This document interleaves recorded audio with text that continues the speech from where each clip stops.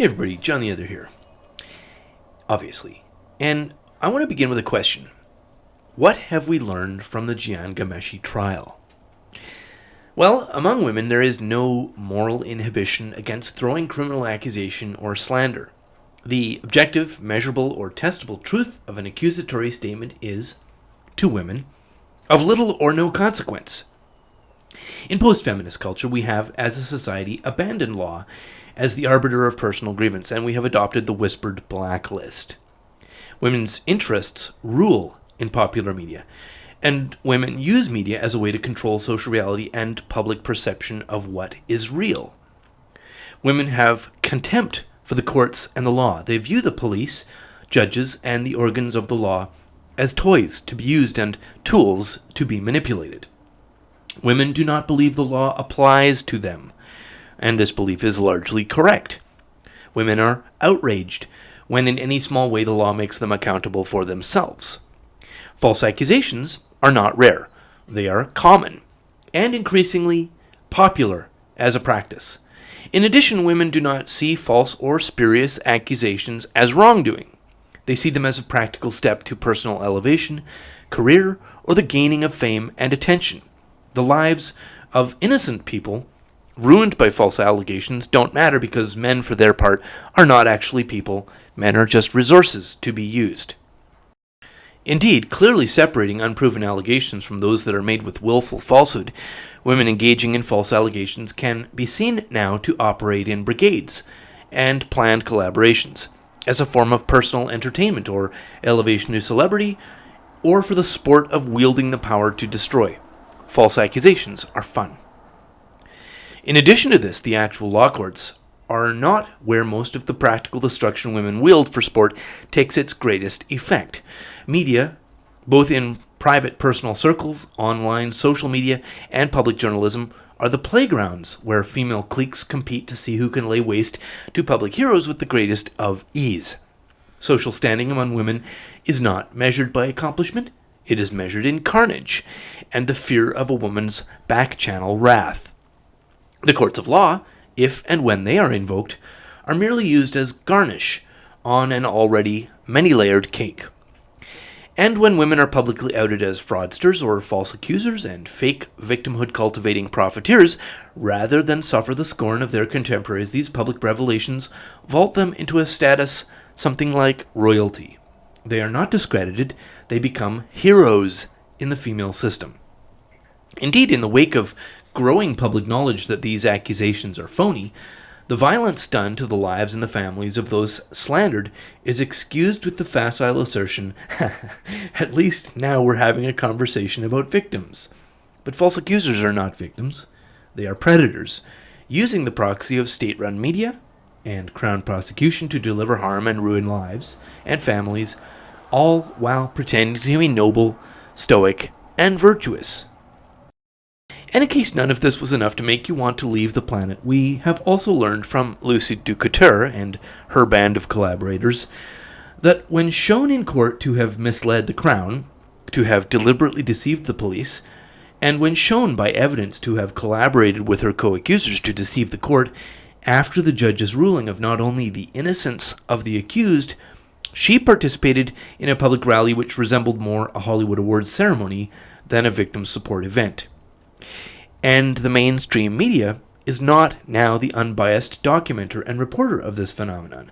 The mainstream media, including such esteemed journals like the Canadian Globe and Mail, the Canadian federal government-funded CBC, women's magazine called Chatelaine, Maclean's magazine, have all provided coverage restating the accusations not only ruled unproven in court but demonstrated positively false, demonstrated by evidence to be made by willful liars, demonstrated in stark contradiction to evidence, and judged by Justice Horkins to be false in his public decision.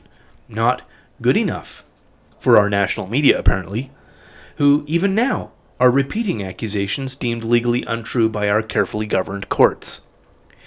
The mainstream media are now actively complicit in the ongoing public harassment of a man who was convicted in public opinion by that same media, with then no possibility of the facts or evidence held up as a defense. And now that his accusers have been demonstrated as proven liars and their accusations fraudulent, driven not by victimhood, but by malice and ambition. Those accusers are each being lionized by our government's funded state media, in the public knowledge that they are liars, fraudsters, and who collaborated to deceive the court. Now they are heroes. Now, if you are disgusted by such fraud, how repulsed are you by mainstream journalists paid through your tax dollars, some of them, who now repudiate public knowledge of the planned and malicious deception by those accusers? Justice William B. Horkin's decision read on page 16, quote, "In the framework of a credibility analysis in a criminal trial, Ms. DeCoutere's attempt to hide this information evidences a manipulative course of conduct." And that manipulation continues, aided and abetted by mainstream media, whose members are as sharply aware of the facts of this case and its revelations of deception as we have been reading the judge's decision. In the post-decision coverage ongoing in mainstream, we see the accusers who collaborated during the trial with over 5,000 social media messages in violation of their instructions from the judge, and this is at best contempt of court, and clearly an attempt to deceive and manipulate the court into a guilty verdict for the falsely accused. In the wake of the legal and the public knowledge of the collaboration between witnesses, the legal decision of not guilty, the accusers' repeated attempts to deceive the court, the continued positive coverage of discredited accusations by so-called reputable media, amounts to harassment and persecution by the media of a man found by legal discovery to be definitively not guilty. It's not just shame, which should be heaped on so-called journalists and their publications, but criminal culpability for carrying on not just a legally and factually discredited accusation, but what is increasingly obvious as criminal harassment through the organs of journalism, including the government-funded and run CBC.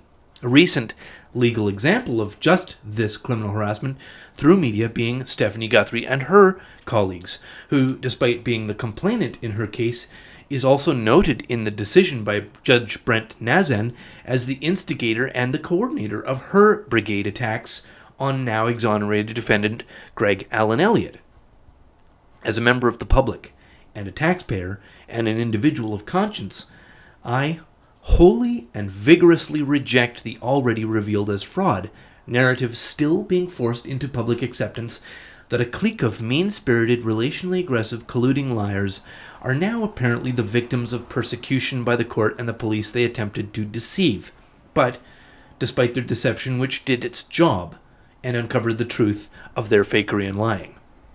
I reject the legitimacy of legally protected anonymity of an as-yet unnamed accuser who gave a public press conference on the steps of Toronto's Old City Hall courthouse directly following Judge Horkin's not guilty decision.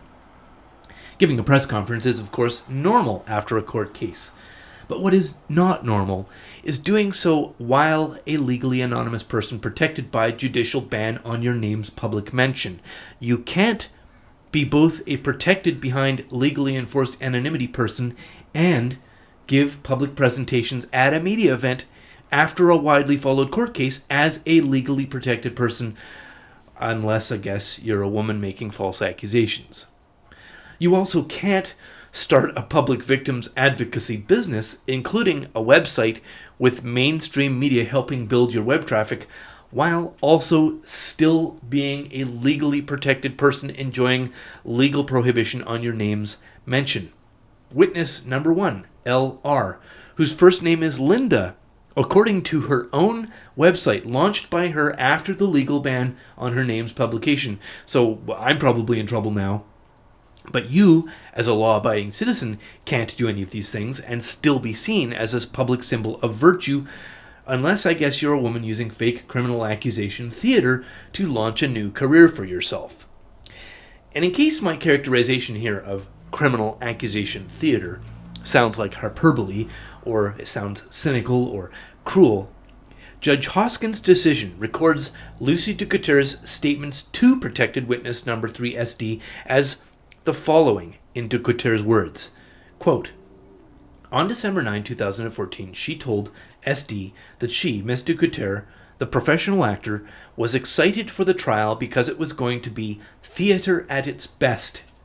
Dude, with my background, I literally feel like I was prepared to take this on. No shit. This trial does not freak me out. I invite this media shit. End of the quote. Theater at its best. This is the description given by now discredited collaborator and false accuser Lucy DeCoutere. Theater at its best. And since witness SD, the second colluding accuser, is protected behind a legal ban on her name's publication, I can't tell you who she is. But it's a name not that hard to find out if you're an avid reader of this trial's coverage. But I began this short rant asking the question, what has the Jian Ghomeshi trial taught us about the modern state of women and the rules of the world they inhabit? Well, it's taught us a great deal. And it's very clear, at least to me, that the public education is just beginning.